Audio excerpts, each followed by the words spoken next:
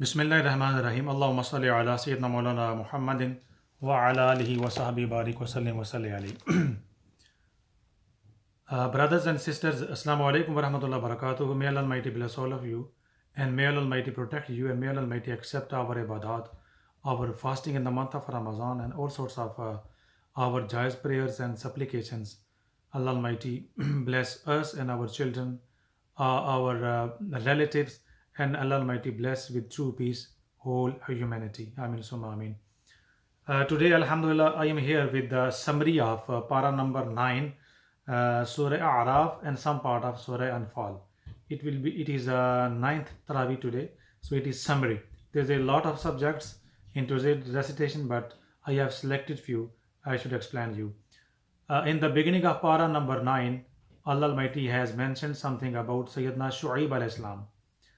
Shu'aib alayhi salam was a great Payghambar of Allah Almighty, and his nation and followers, they used to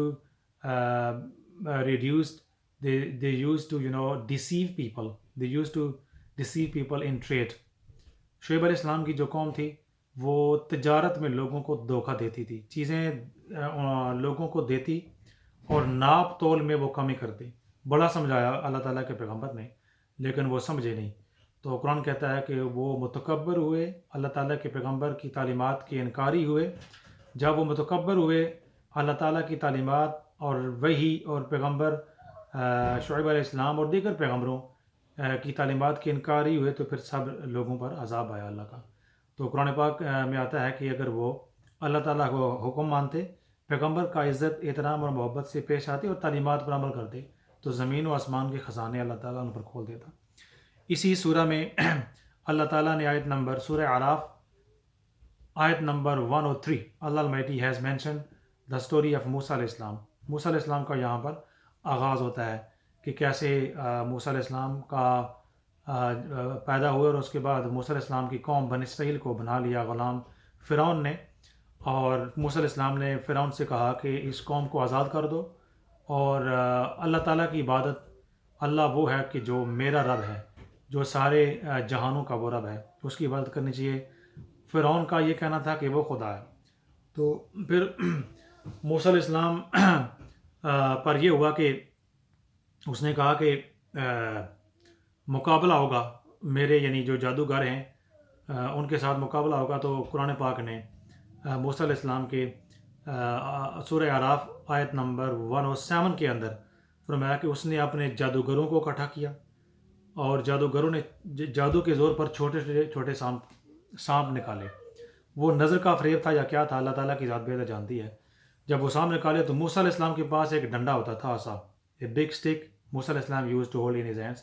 تو موسیٰ علیہ السلام threw the big stick عصا موسیٰ، and that asa Musa, the big stick of Musa alayhi salam used to hold, became the big snake.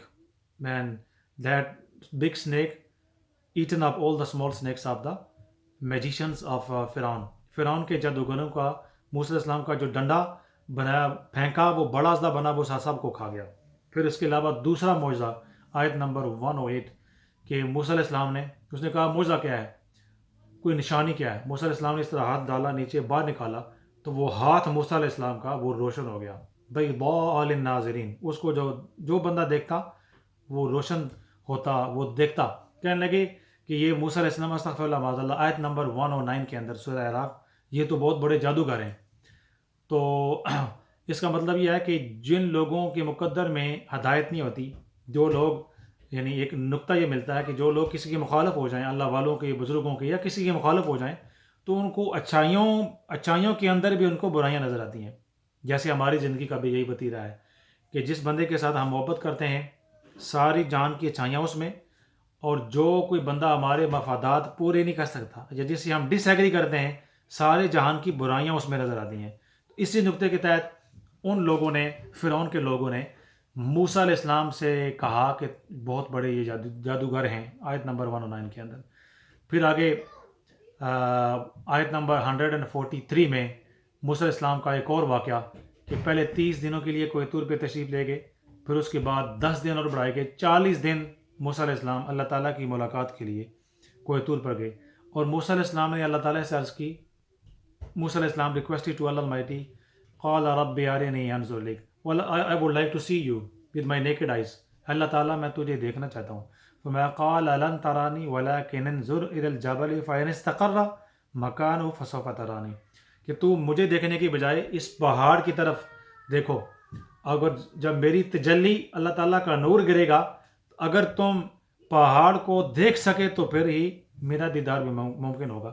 جب فلما تجلی ربہ للجبل جعلہ دکا وخر موسیٰ صاعقا, جب اللہ تعالیٰ نے کوہ طور پر اپنی نور اور اپنے دیدار کی تجلی ڈالی تو موسیٰ علیہ السلام بے ہوش ہو کر وہ گر پڑے, ہوش نہ رہا. جب اٹھے فرمایا قال سبحانک تبت الیک وانا اول المؤمنین, باری تعالیٰ تو بڑا پاک ہے, میں اس بات سے توبہ کرتا ہوں کہ آئندہ میں تیرے دیدار کی تمنا نہیں کروں گا. لیکن دیکھیے اللہ فرمایا قال یا موسیٰ, آیت نمبر 143 144, قال یا موسیٰ انی اصطفیتک علی الناس برسالاتی و بکلامی. موسیٰ علیہ السلام فکر نہ کر, ہے موسیٰ میں نے تجھے چن لیا ہے لوگوں پر, اور لوگوں میں سے تجھے میں نے چنا ہے. I have chosen you موسیٰ علیہ السلام and I have made you پیغمبر, and و بکلامی, اور میں نے I have talked with you, اور میں نے ہے موسیٰ کلیم اللہ آپ کے ساتھ ملاقات بھی کی ہے. تو اس کا مطلب یہ ہے کہ اللہ تعالیٰ سارے بندے برابر نہیں ہوتے. اللہ تعالیٰ جس کو چاہے بندوں میں سے انسانوں کا انتخاب کر لیتا ہے, چن لیتا ہے. سبحان اللہ. جیسے دوسری جگہ فرمایا تلک الرسل فضلنا بعضهم علی بعض, کہ یہ رسول ہیں مرتبہ رسالت میں.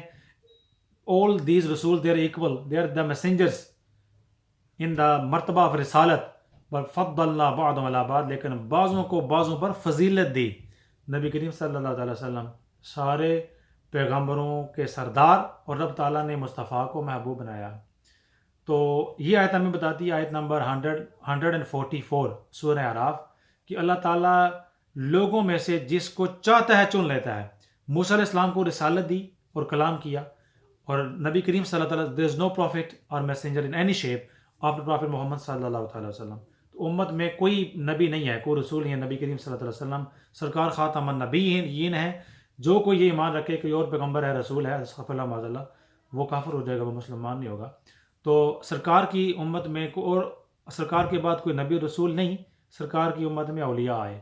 تو یہ آیت ہمیں بتاتی ہے کہ انسانوں میں سے اللہ تعالیٰ, چونکہ سرکار کے بعد کوئی نبی رسول نہیں, اللہ تعالیٰ انسانوں میں سے جس کو چاہتا ہے چن کر اپنا محبوب ولی بنا لیتا ہے.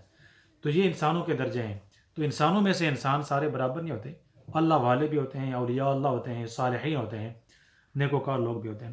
آگے پھر یہ سورت چلتی ہے, اور اس سورت پہ آخر پر جا کر آخری آیت قرآن پاک میں جو 14 سجدے ہیں, پہلا سجدہ 9ویں سپارے کے اندر سورہ اعراف کا آخری جو آیت ہے, اللہ تعالیٰ نے وہاں پر سجدہ تلاوت, علماء فرماتے ہیں فقہاء نے کہ وہ آیت جب ہم پڑھیں گے تو سجدہ تلاوت واجب ہوگا. یعنی جب آیت سننے والا اگر کسی نے سنی یا پڑھی, اللہ تعالیٰ کے حضور جھکے گا اور سجدہ تلاوت کرے گا, یعنی اللہ اکبر کر کے زمین پہ جائے گا اور سجدہ کرے گا اور 3 بار تسبیح پڑھے گا.